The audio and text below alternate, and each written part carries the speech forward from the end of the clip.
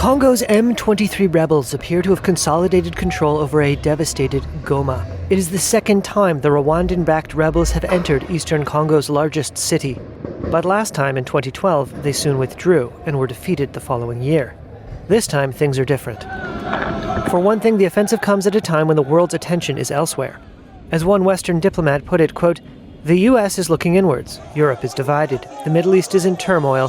Kagame seized the moment."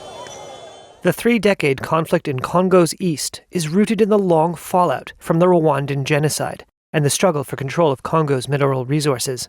Rwandan President Paul Kagame's government has long denied supporting M23, but that's despite findings to the contrary in numerous UN expert reports.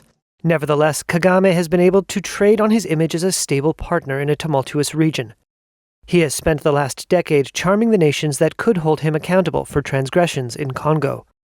He has ingratiated himself with Britain, for example, agreeing to accept asylum seekers in Rwanda.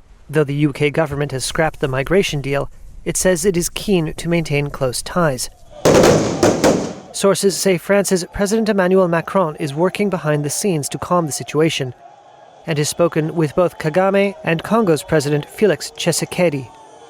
But Paris is also nurturing relations with Rwanda. It is keen to repair damage from its role during the Rwandan genocide, and to bolster its influence across the continent as its authority wanes in its former West African colonies. Kagame also deployed thousands of Rwandan troops to fight an Islamist insurgency in Mozambique that threatens a major French gas project. Meanwhile, analysts said Congo's neighbors are more reluctant to get involved militarily this time. Instead, African leaders are scrambling to launch diplomatic efforts to end the fighting. Across the Atlantic, Washington urged the UN Security Council to consider unspecified measures to halt the offensive. The Rwandan president said he had agreed on the need for a ceasefire in a phone call with the US, but gave no indication of bowing to demands for a withdrawal from Goma.